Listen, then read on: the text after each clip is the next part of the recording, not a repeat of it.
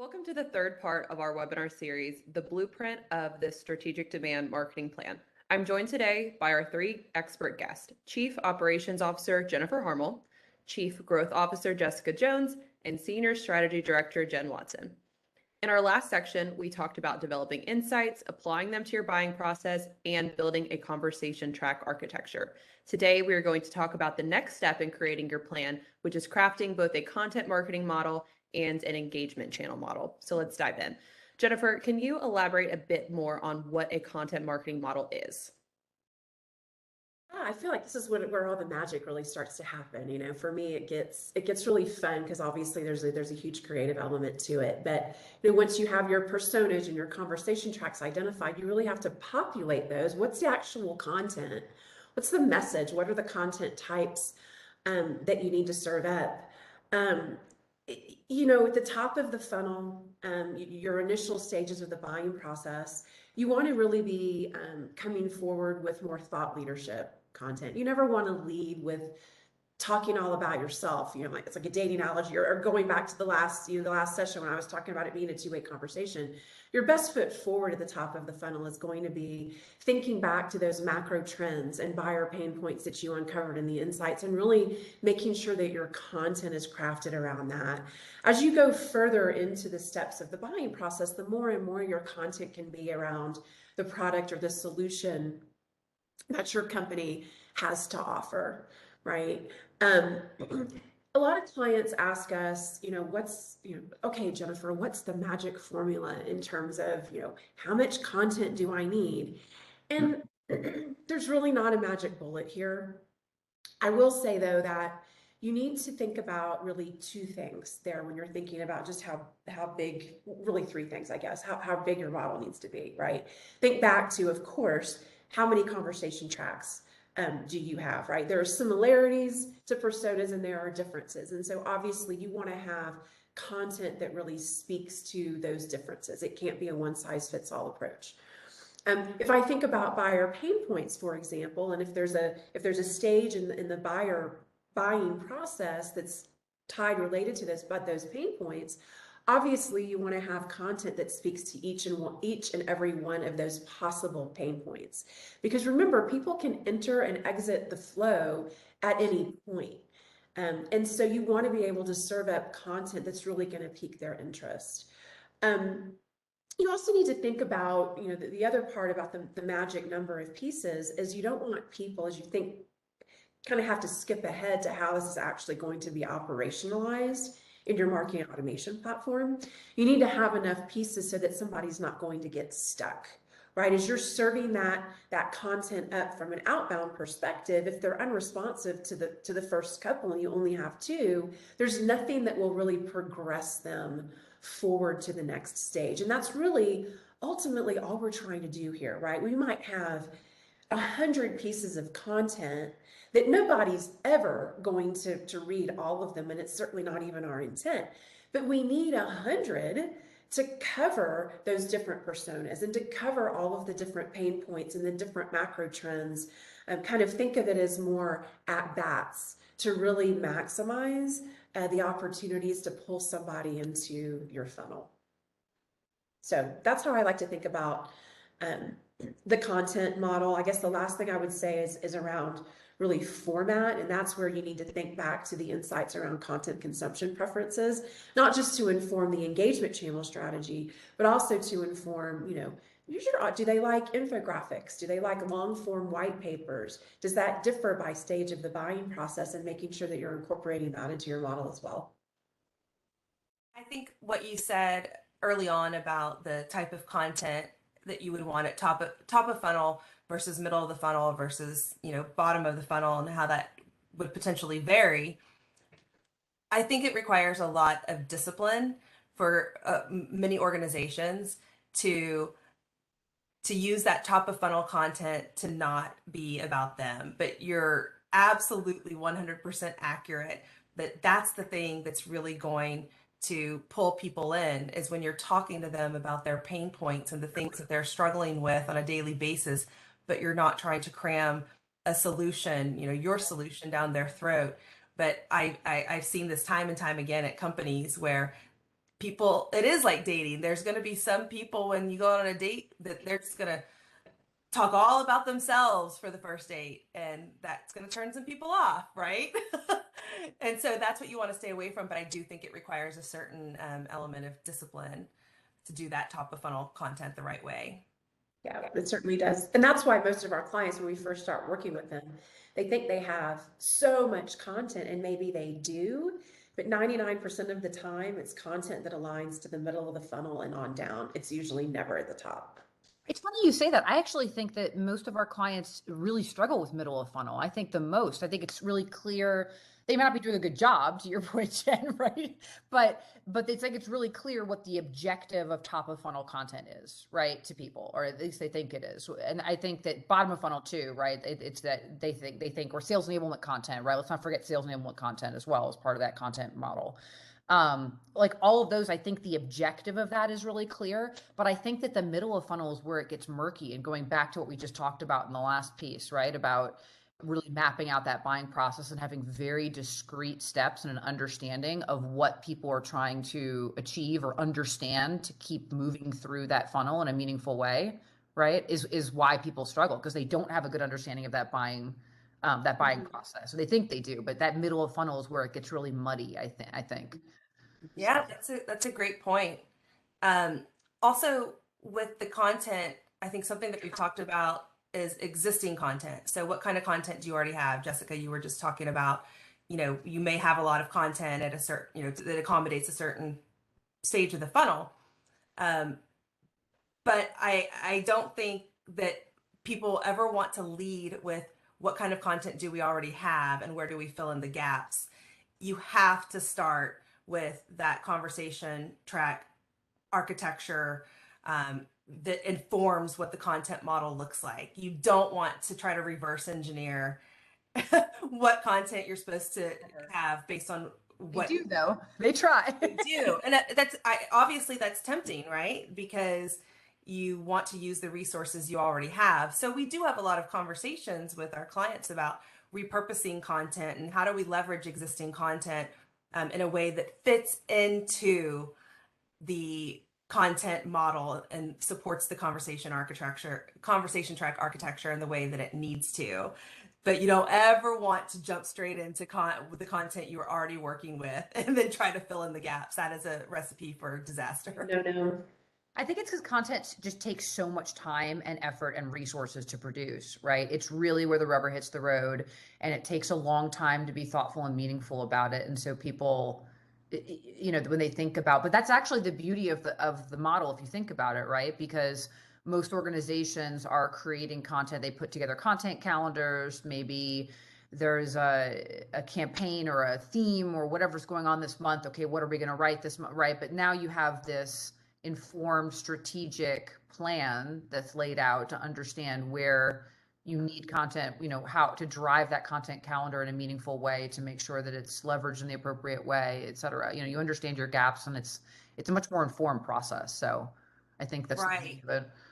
Because I think a lot of companies struggle with, when they're creating content, getting the time of the resources that you need internally, especially like subject matter experts who are also the people that are delivering the work oftentimes. So, they've got full-time jobs. They're out there talking to the customers, supporting the delivery team.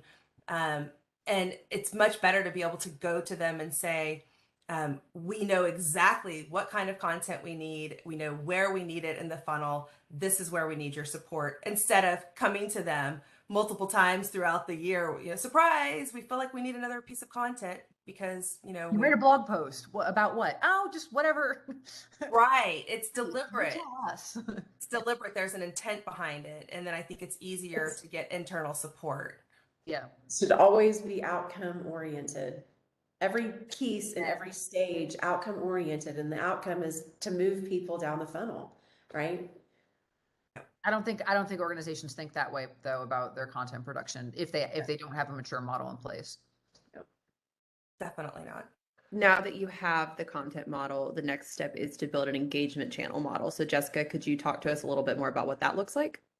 Right. So you have all this amazing content. It's like the field of dreams theory, right? If you build it, they will come. They're not just going to show up on your website and read all of your content without a little bit of intention there, right? So that's the engagement channel model. So when we think back to the content consumption preferences insight category, Jen talked a little bit in the last section about really understanding where your people go, what sources do they trust.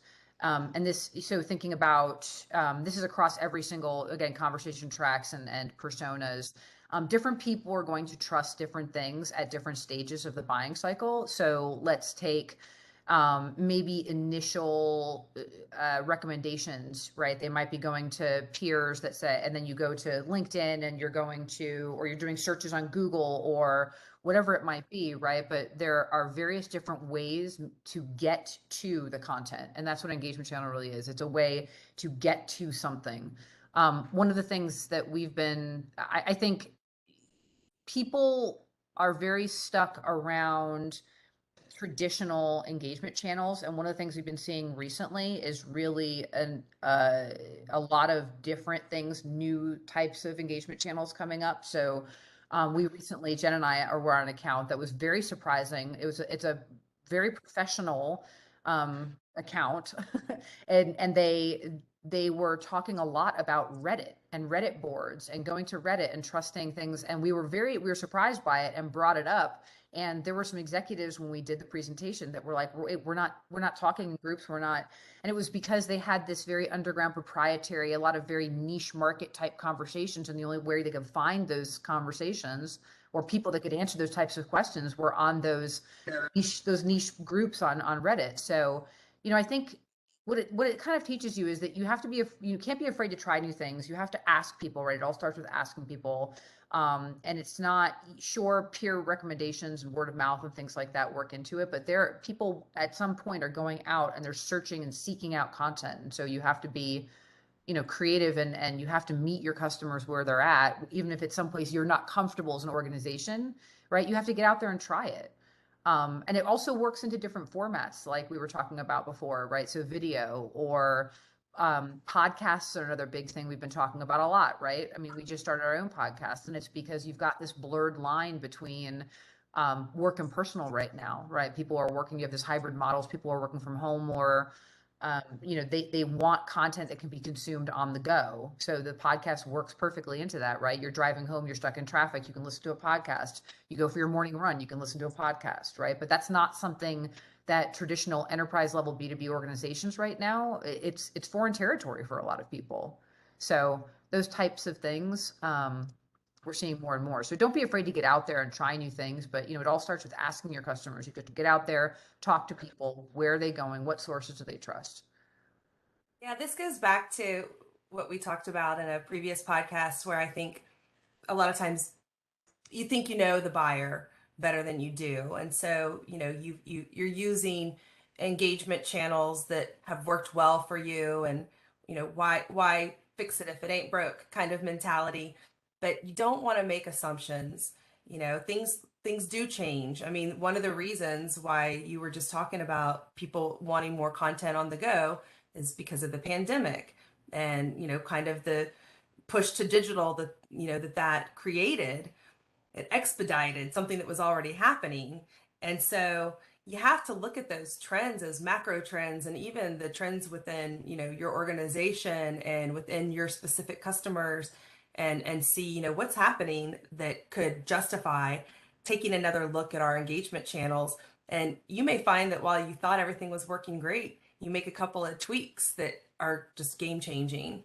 So I think that's really good advice to not be afraid to try new things, but also don't give up on it too early, because I think that's another problem that a lot of companies get stuck in is they barely dabble with a new engagement channel and decide that it doesn't work. Well, maybe there's things you could tweak with how you're using that engagement channel. Maybe it's not right for that stage of the buying process. Maybe if you were, so I think there's a lot that goes into it. And I think companies are, and decision makers within these companies are often ready to just kind of say, well, that's not working.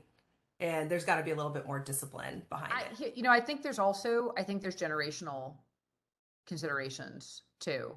I think that's one thing that, Jen, again, you and I have had a client that's been particularly interested in generational differences, which has been surprisingly different when it comes to engagement channel interactions, right? So the resistance of tried and true generations, whatever, we had a term for it. I forget what it was. Do you remember? We had up and comers versus the legacy generations, right?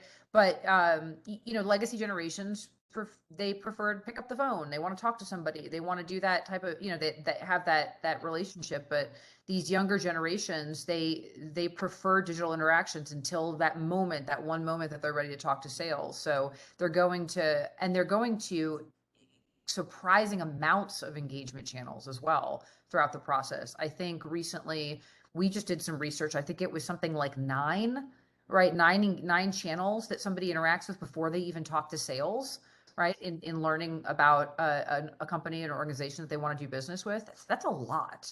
9 channels. You think about that, right? And again, going back to the conversation track architecture, the content model, are you having consistent conversations with people across those channels? Or are you starting from scratch? Or are you not even there? That's the scary part, right? So if you're not even there, then you're not even part of the conversation. It's not even about, are you saying the right or the wrong things? You're just absent from the conversation. So And that's huge, because I think, especially really for any audience, but especially when we're talking about younger generations, it's a validation exercise. If you're not present in those 9+ engagement channels that they're visiting, if you're absent from the conversation, it's somehow, it doesn't provide the validation that they need, that you're the type of solution provider, the type of company that they want to engage with. If you're absent, I think that it's not like, oh, well, we just weren't there. I think it can actually do harm if you're not in those engagement channels where they're consistently visiting and engaging, to find the types of materials and content that they want. But yeah, definitely those generational differences, I think, are becoming, there's more and more of those conversations we seem to be having with companies right now. It's also the tone, I think, about the way, right? So if you think about, let's say, going out on LinkedIn, Lauren, I think you could speak really well to this, right? Is how you're, just because you're on LinkedIn, I'm just using an example, right? Doesn't mean that you're on there in the right way either, right? So is your tone, is your style, is everything there the right way? Is it authentic? So again, going back to that generational gap, the younger the audience is, the more I'm seeing that authenticity is really critical. Not that you're going out there and people are being inauthentic all the time. It's a significant issue, but I'm just saying that that's something that they're actively looking for, is that personal connection through authenticity too. So I think things like that. I pointed out Lauren, because she and I have been working on this a little bit the last couple of weeks, right? About even just being able to just be people's attention spans, right? We talked about going from the YouTube video to the TikTok video to the, it's gonna be like a 1-second blip now that people are gonna want. Like, what can you subliminal flash in front of people, right, to grab their attention? I don't know how much shorter it can get. But you have to think about that, right? If you have a couple of seconds to grab somebody somewhere, potentially, what are you gonna say that's gonna make them stop and think? Very true. And where are you gonna say it? Where are you going to say it so that exactly. So that it really, that it delivers the message that you want in the place where they're going to be. Yep. Perfect. Well, that is all the time we have for today. So thank you all so much again for joining us, and stay tuned for the next installment.